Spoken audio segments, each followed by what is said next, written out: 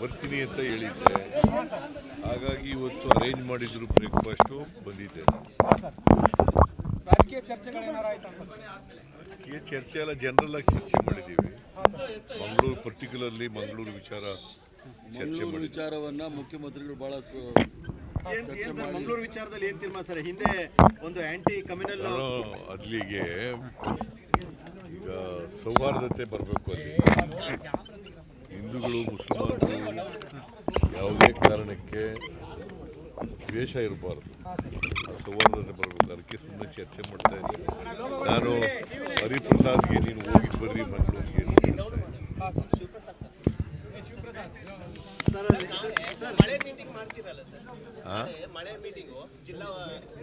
ಈ D ಸಿಗಳು, ಸಿಇಒಗಳು, district incharge ಸೆಕ್ರೆಟರಿಗಳು ಮೀಟಿಂಗ್ಗಳು ಮಾಡ್ತಾ ಇದ್ದೀನಿ.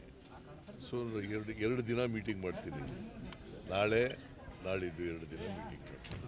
ಎಲ್ಲ ಮಿನಿಸ್ಟ್ರಿಗಳು ಭಾಗವಹಿಸ್ತಾರೆ, ಚೀಫ್ ಸೆಕ್ರೆಟರಿ ಭಾಗವಹಿಸ್ತಾರೆ, ಎಲ್ಲ ಸೆಕ್ರೆಟರಿಗಳು ಭಾಗವಹಿಸ್ತಾರೆ, ಎಲ್ಲ ಡಿ ಸಿಇಒಗಳು. ಸರ್, ಈಗ ಮಂಗಳೂರು ವಿಚಾರದಲ್ಲಿ ಗಲಭೆಗಳು ಅಥವಾ ಅಲ್ಲಿ ಹತ್ಯೆಗಳು ನಿಲ್ತಾ ಇಲ್ಲ, ಅದು ಹೇಗೆ ಕ್ರಮ ಅಂತ? ನೋಡಪ್ಪ, ಯಾರೇ ಎಷ್ಟೇ ಪ್ರಭಾವಿಗಳಿದ್ರು ಕೂಡ ಕಾನೂನು ರೀತಿಯ ಕ್ರಮ ತಗೋತೀವಿ. ಗೊತ್ತಾಯ್ತಾ? ಯಾರು ಕಾನೂನಿಗಿಂತ ದೊಡ್ಡವರಲ್ಲ,